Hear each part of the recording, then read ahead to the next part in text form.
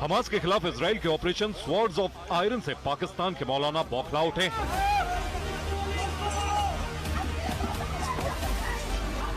Gaza में Hamas के ठिकानों पर जितना बारूद गिर रहा है, उससे ज्यादा बारूद पाकिस्तान के कट्टरपंथी मौलानाओं की जुबान से बरस रहा है।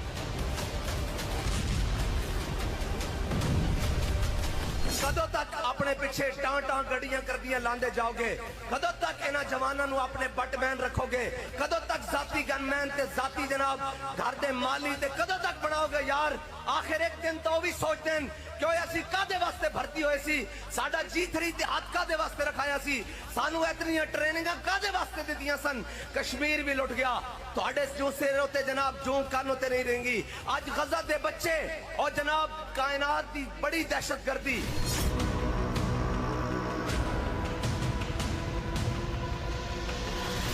कंगाल मुल्क के लोगों से धर्म के नाम पर चंदा जुटाने वाले और बड़ी बड़ी गाड़ियों के काफिलों में चलने वाले पाकिस्तान के कट्टरपंथी मौलाना आजकल पाकिस्तान के लोगों को जिहाद के लिए भड़काने की मुहिम पर निकले। कदों तक इन्हां जवानों नूं अपने बटमैन रखोगे? कदों तक जाती गनमैन ते जाती जनाब घर दे माली ते कदों तक बनाओगे यार? इस काम में सबसे आगे है पाकिस्तान का मौलाना साद रिजवी। असी केड़े जमाने जी आए यार? केड़े जमाने च आ गए कि 57 इस्लामी ममालिक इन्हां दे जनाब सुदूर, इन्हां दे वज़राए आज़म, इन्हां दे सिपा सलारां दे नां लैंदे नहीं थकदे ते ओ किधर गए 57 इस्लामी मुल्क? ओ किधर गए 57 इस्लामी मुर्दे?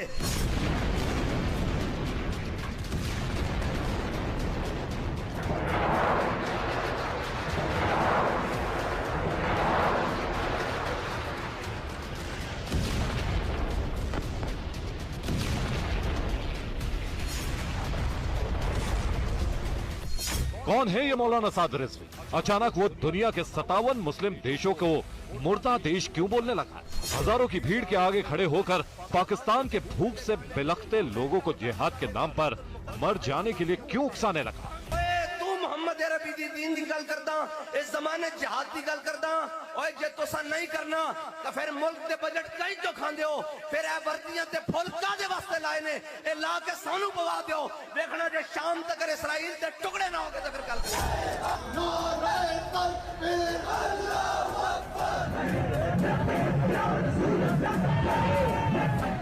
मौलाना साद जैसे मौलानाओं को पता है कि कर्ज, कंगाली और भुखमरी के मुहाने पर पहुंचे पाकिस्तान में लोगों को जिहाद के नाम पर उकसाना बहुत आसान है। इसलिए आजकल पाकिस्तान का हर नेता, हर मौलाना और पाकिस्तानी सेना का हर अधिकारी आजकल पाकिस्तानियों को इजराइल जाकर जिहाद करने को कह रहा है।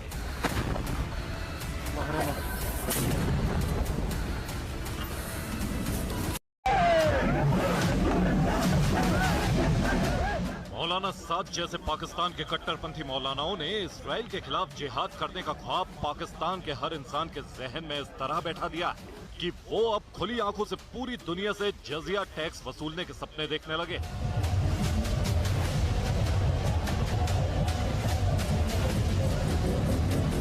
ध्यान से सुनिए, मौलाना साद रिजवी की पार्टी तहरीक लब्बैक पाकिस्तान के एक नेता ने क्या चेतावनी दी। की हुकूमत आएगी तो फिर पाकिस्तान से अमेरिका को खत लिखा जाएगा कि कलमा पढ़ो या जिजिया दो। इस दुनिया के अंदर जितने भी आप समझते हैं गैर मुस्लिम हैं, उन सबको मुसलमान या इस्लाम कबूल करना पड़ेगा। या इस्लाम कबूल करें, अगर वो गैर मुस्लिम रहना चाहते हैं तो रहें, तो जिजिया दे के वो रह सकते हैं। अमेरिका से भी हम जिजिया लेंगे। अमेरिका से, इंडिया से, इसराइल से, बरतानिया से, फ्रांस से, ये जितने गुंडे बने हुए हैं ये हमें जिजिया दे के टैक्स दे के जिंदा रहेंगे। ऐसे ख्वाब तो कोई दिन में अफीम का नशा करने के बाद ही देख सकता है। मौलाना साद जैसे कट्टरपंथी मौलाना आजकल जिहाद के नाम पर अफीम ही चाट रहे हैं। साद रिजवी ने इजराइल को धमकी दी है और एटम बम से इजराइल पर हमले करने के लिए सरकार को फरमान दे दिया है। ये वही साद रिजवी है जो कई बार एक हाथ में एटम बम और दूसरे हाथ में कुरान रखने की बात कह चुका है। कुरान को दाएं हाथ में उठाओ और एटम बम वाले बक्से को बाएं हाथ में उठाओ और पूरी काबीना भर के स्वीडन ले जाओ और जाकर कहो कि हम कुरान के तहफ़्फ़ुज़ के लिए आए हैं। सारी कायनात की नेमतें। पाकिस्तान का एटम बम सुरक्षित हाथों में नहीं है, ये बात अमेरिका के राष्ट्रपति अमेरिका की संसद तक में कह चुके हैं। लेकिन अब पाकिस्तान के मौलाना एटम बम का बक्सा हाथ में उठाने को कह रहे हैं।